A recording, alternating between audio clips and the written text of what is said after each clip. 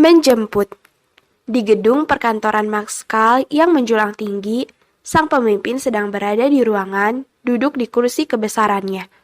Bukan menyorot berkas laporan yang bertumpuk. Manik mata Milan malah terpusat menatap sebuah kunci yang bergantung tangannya.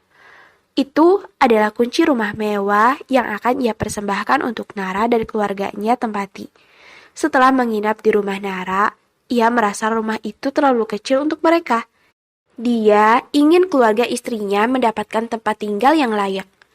Kai masuk ke dalam ruangan Milan dengan berkas laporan di tangan, menatap aneh pada Milan yang tersenyum pada sebuah kunci yang dipegang.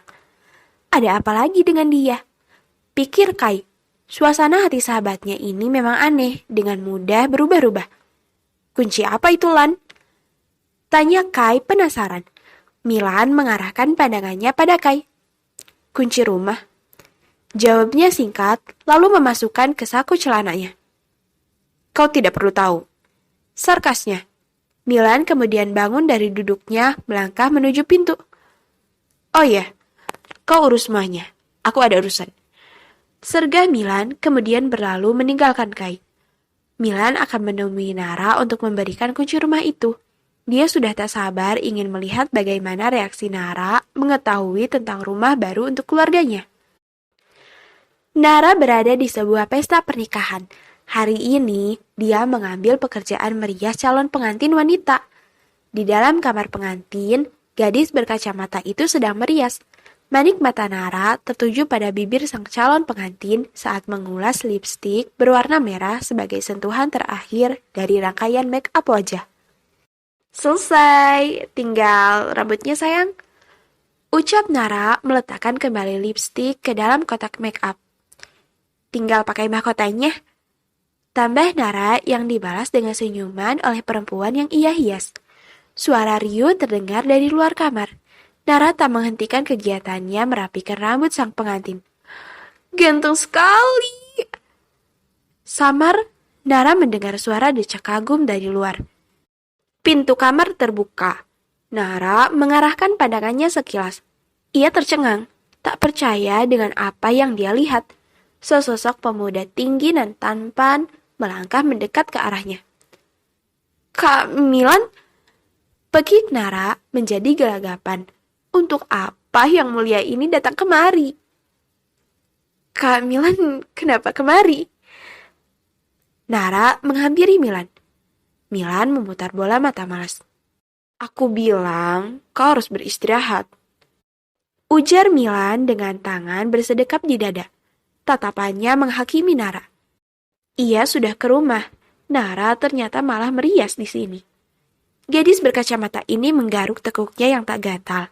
Dia pernah mengabaikan pesan Milan. Tapi dia tidak pernah menyangka jika lelaki ini akan datang menemuinya di tempat meriasnya. Aku sudah merasa baik kan, Kak? Ucap Nara dengan cenggiran. Ada yang ingin aku tunjukkan padamu. Kau harus ikut. Ujar Milan akan membawa Nara untuk melihat rumah yang akan ia berikan. Tapi aku masih merias, Kak. Gadis berkacamata ini menunjuk calon pengantin yang sedang menunggunya. Aku akan menunggumu sampai selesai. Ujar Milan. Hah? Nara tersentak, seketika membantu mendengar ucapan pemuda yang ada di hadapannya. Milan ingin menunggunya. Ya Tuhan, ada apa dengannya? Sudah berhari-hari, Nara merasakan seakan terkena serangan jantung karena perlakuan Milan yang tiba-tiba perhatian padanya. Sudah, jangan menatapku. Kerja sana. Sentak Milan. Nara tersadar, seketika salah tingkah. Dia terpana menatap wajah tampan Milan. Milan duduk dulu. Tawar Nara menarik kursi. Milan duduk di kursi. Jangan membuatku menunggu terlalu lama. Papar Milan. Tinggal bagian kepala, Kak. Balas Nara. Setelahnya kembali melangkah ke meja rias di mana calon pengantin wanita menunggunya. Nara menarik nafas panjang, kembali fokus pada rambut sang pengantin. Sejak tadi, arah pandang Milan terpusat pada Nara yang sibuk merapikan rambut sang pengantin, menatap bagaimana jari-jari ajaib Nara yang begitu terampil. Binar kagum terpancar dari bola matanya. hingga tak lepas mengamati pergerakan Nara.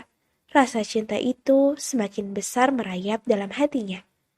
Nara kembali memegang botol hairspray, membuka tutupnya, sembari sejenak menatap Milan yang ternyata menatapnya lekat. Dengan cepat, Nara mengalihkan pandangannya, beralih menyemprotkan isi di dalam botol ke rambut pengantin. Kenapa Kak Milan menatapku? Batin Nara bertanya-tanya sambil meneruskan pekerjaannya. Nara menjadi salah tingkah saat lagi-lagi untuk kesekian kalinya pandangan mereka bertemu. Wajahnya memanas. Ada perasaan malu menghigapi. Ya Tuhan, mengapa dia terus melihat ke sini sih? Bikin aku jadi grogi. Jerit Nara dalam hati. Ia seakan tak bisa bernafas ditatap oleh pemuda tampan itu. Setelah beberapa saat, Nara telah selesai. Menjinjing kotak make up-nya mendekat ke arah Milan. Sudah selesai, Kak. Ucap Nara telah berdiri di hadapan Milan.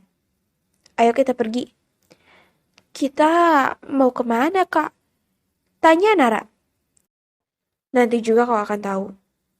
Mereka pun berjalan keluar melewati beberapa orang. Suasana mulai ramai. Wah, tampan sekali. Decak kagum gadis-gadis terdengar saat mereka menatap wajah tampan Milan. Nara tersenyum kaku pada orang yang menatap mereka. Bukan, lebih tepatnya pada Milan yang berjalan seirama di sampingnya. Sedangkan Milan hanya memasang wajah datar, melangkah penuh pesona. Ah, memang benar tampan sih, akui Nara di dalam hati. Bukankah dia Milan Kalingga, pengusaha sukses itu? Terdengar dari seseorang. Iya, dia Milan Kalingga. Wah, tampan sekali. Milan Kalingga. Suara semakin riuh. Banyak orang yang mulai berkumpul, terutama kaum hawa yang terpukau oleh ketampanan Milan. Karena semakin banyak orang yang ingin melihat Milan dari dekat, hingga tubuh mungil Nara terdorong. Dia bak debu tak terlihat berdampingan dengan Milan. Seseorang menubruk tubuh Nara dari belakang hingga terdorong. Badannya membungkuk, kacamatanya telah terlepas ke lantai. Andai saja Milan tak sigap menahan tubuh mungilnya, ia sudah terjungkal. Kau tidak apa-apa? Tanya Milan menatap Nara yang terkejut. Hampir saja ia mencium lantai. Hei, hati-hati! Hardik Milan kesal, tak terima, Nara hampir saja jatuh. Kak Milan, aku tidak apa-apa, Kak. Ucap Nara menenangkan. Setelahnya menatap ke arah lantai, mencari di mana kacamatanya terjatuh. Milan jongkok saat bola matanya lebih dulu menangkap kacamata milik Nara yang telah rusak. Sepertinya terinjak oleh orang yang menabraknya tadi. Ya, rusak. Ucap Nara menyayangkan, menatap kacamatanya yang telah patah. Kau tidak bisa melihat tanpa kacamata. Tebak Milan yang jarang melihat Nara tanpa kacamata. Bukan itu. Nara sebenarnya masih bisa melihat walau tanpa kacamata. Yang ia sayangkan, dia harus membeli yang baru. Ayo kita pergi. Aku akan menunjukkan jalan untukmu. Ucap Milan semakin mendekat pada Nara, lalu merentakkan lengannya di pundak Nara. Deg. Jantung Nara berpacu kencang. Aliran darahnya seakan terhenti saat Milan merangkul tubuh mengilnya hingga kepala Nara menempel di dada bidang Milan. Nara menelan salivanya lekat. Ini gila. Dia sedekat ini dengan Milan. Aroma parfum mahal pemuda itu semakin menusuk indera penciumannya. Bahkan, Nara bisa mendengar degup jantung Milan yang menggema sama sepertinya. Nara melangkah seiringan bersama Milan. Ia mendongkak menatap garis wajah tampan Milan. Sungguh kesempurnaan yang Tuhan lukiskan. Sudah berhari-hari ini ia bertanya dalam hati, apa yang sedang terjadi pada Milan? Kenapa pemuda galak ini berubah padanya? Namun sejenak, dia tidak ingin memikirkan itu. Untuk sesaat, biarkanlah ia menikmati pelukan pemuda tampan ini. Kapan lagi ini terjadi? Dipeluk oleh Milan si tampan. Benar-benar kesempatan berharga. Sebelum Milan sadar bahwa yang ia peluk adalah batu kali. Itu batinnya. Ada sebuah kebanggaan menyeruak di hati Nara. Iya, Ra, kesempatan.